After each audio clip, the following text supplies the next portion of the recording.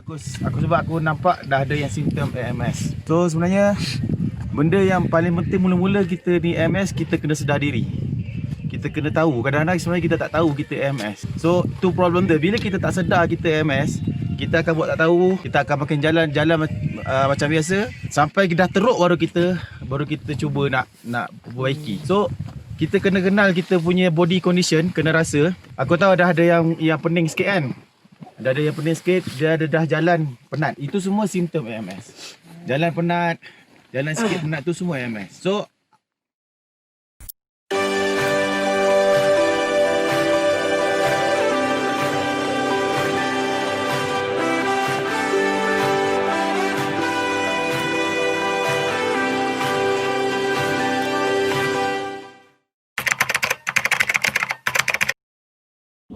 Hello gang, welcome to Alpine Tips. So hari ni aku nak share pasal macam mana kita nak prevent altitude sickness. Macam mana kita nak mengelakkan altitude sickness ni, ataupun primary prevention of altitude sickness. So video ni adalah video kedua daripada beberapa siri pasal altitude sickness yang aku nak share. Sebenarnya ada macam-macam cara untuk mengelakkan altitude sickness. So cara yang paling baik ialah kita kena plan, kita kena rancang kita punya altitude profile.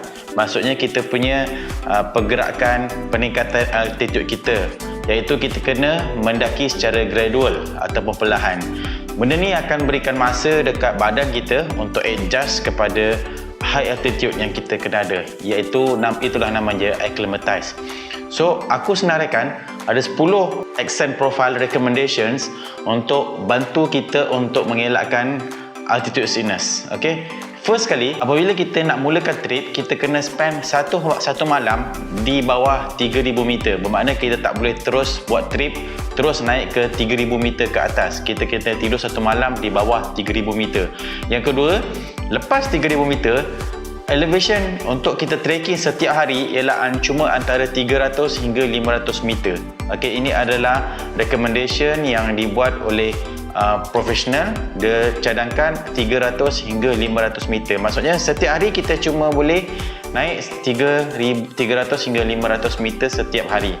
Okey, yang ketiga, selepas 1000 meter ataupun 3 hingga 4 hari trekking, kita kena rest, kita kena rehat satu hari. Maknanya kita kena tidur 2 malam dekat camp yang sama. Okey, jadi maksudnya kita tak boleh terus naik trekking setiap hari, kita kena ada masa untuk rest. So yang keempat ialah kalau kita travel pada high altitude dengan kenderaan, contohnya dengan flight ataupun dengan kereta, kita tak boleh terus aktif dalam masa tempoh 24 jam. Kita kena rest dulu. Contohnya, kita naik flight pergi Lukla, okey, dekat Nepal, airport Lukla. Airport tu tinggi dia adalah 2860 meter. Ataupun kalau kita nak pergi Sigunya, kita naik kereta pergi Rilong. Okey, Rilong tu 3300 meter. Maksudnya kita tak boleh terus trekking pada hari yang sama. Kita kena rest dalam masa 24 jam. Kita rest dulu, lepas tu baru kita boleh mulakan trekking. Nombor 5 geng. So plan trekking kita dengan bermalam dekat lower altitude, ataupun biasalah kita dengar climb high, sleep low. Climb high, sleep low ni maksudnya kadang-kadang ada gunung yang memang kita naik ke tempat tinggi dan camp kita adalah sebenarnya turun ke bawah dan tidur dekat camp altitude yang lebih rendah. Ini adalah lebih mudah. Tapi kadang-kadang ada trek yang sebenarnya kita terpaksa naik.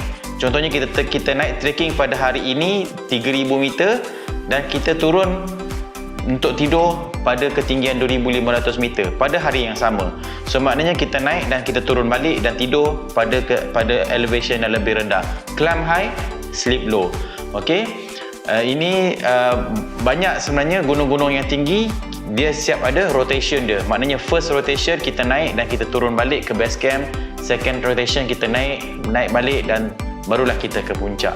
Okey, yang keenam, kalau kita pernah ada history altitude sickness, kita pernah kena altitude sickness, so kita kena ambil lebih perhatian. Kita dah tahu diri kita pernah kena.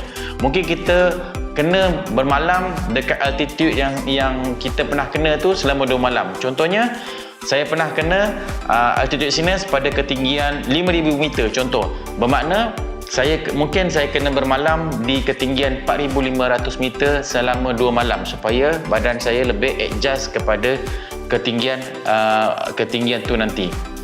So previous experience ni membantu kita untuk mengelakkan altitude sickness. So kita kena belajar daripada pengalaman. Yang ketujuh, pasal hydration. Kena educate hydration. So hydration ni kita kena minum 2 hingga 4 liter satu hari. Sebenarnya benda ni akan membantu kita acclimatize dengan lebih cepat. Okey kan. Nombor 8, makanan, energy intake. So jaga pemakanan, kita kena lebih banyak ambil karbohidrat sebab kita banyak menggunakan tenaga. Okey.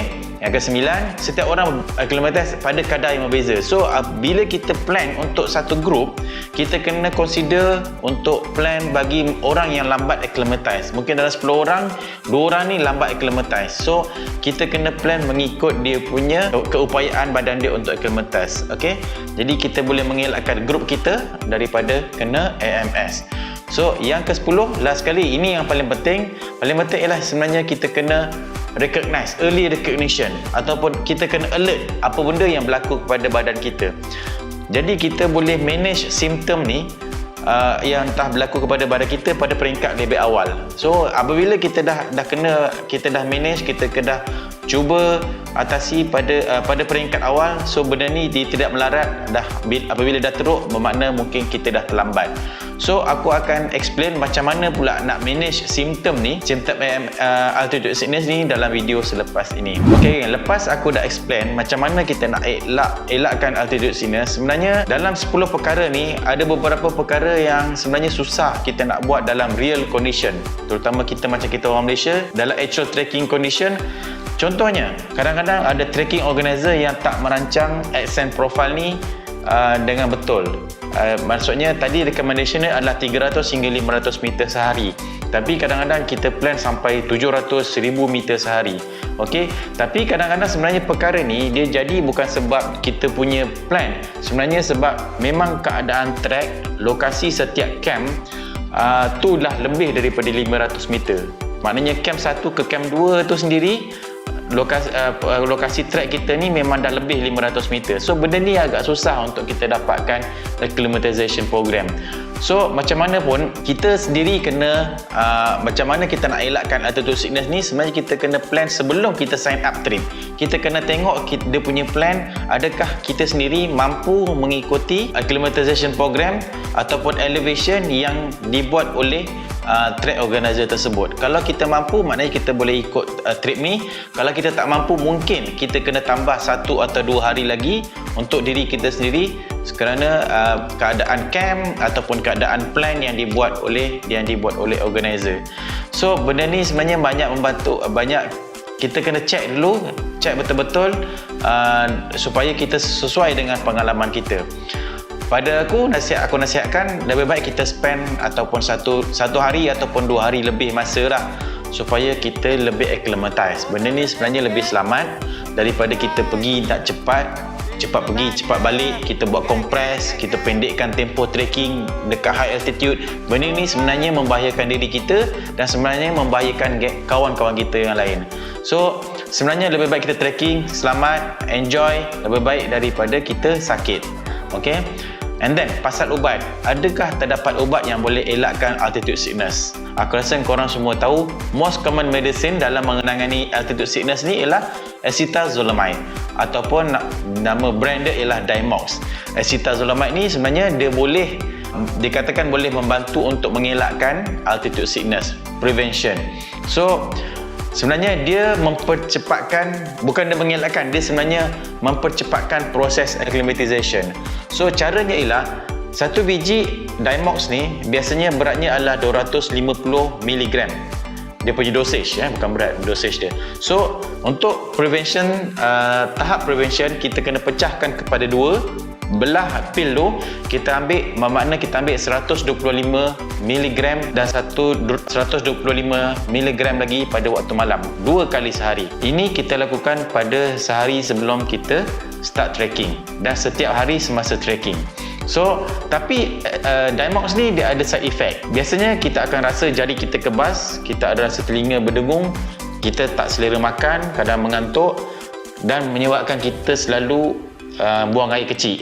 So benda ni sebenarnya aku tak recommend untuk orang yang ada sakit buah pinggang ataupun ada problem liver ataupun alergi. So kalau korang nak ambil Diamox, sebenarnya kita kena minum air dengan banyak sebab kita akan kerap buang air kecil. Jadi sebenarnya kita tak sedar kita sebenarnya dehydrate, okey, sebab kita tak minum dengan banyak. Efek daripada Diamox ni tadi. Kemudian bagi orang yang first time nak cuba, okey, first time cuba, aku cadangkan korang cuba ambil 1 biji dulu dekat rumah. Okey, sebelum pergi dekat rumah kita try.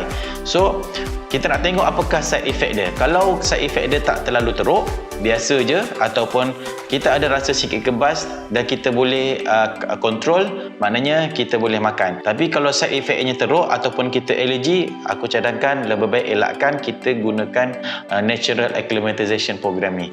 Kalau ikut daripada UIAA, International Mountaineering Climbing Federation, dia sebenarnya cadangkan penggunaan ubat untuk mengelakkan simptom altitude ni sebenarnya cuma untuk special situation. Contohnya peningkatan altitude yang tak dapat dielakkan atas sebab-sebab, contohnya destinasi airport tu dah memang terlalu tinggi, ataupun rescue operation tak sempat nak buat acclimatization, ataupun orang yang dah buat acclimatization program ikut recommendation tapi dia masih tak boleh nak acclimatize. Maksudnya orang ni adalah slow acclimatizer. Okay? Slow acclimatizer. So maknanya dia tak boleh acclimatize walaupun dah ikut program. Okay? Tapi in general, proses acclimatization ni yang secara natural adalah lebih baik banding gunakan ubat. Walaupun sebenarnya tak ada halangan, boleh ambil. Okay? Tak ada masalah. So aku harap video ni dapat memberikan korang info ringkas pasal macam mana kita nak mengelakkan altitude sickness. So teruskan tengok video berikut pasal simptom-simptom altitude sickness. Okay gang, thank you. Gang.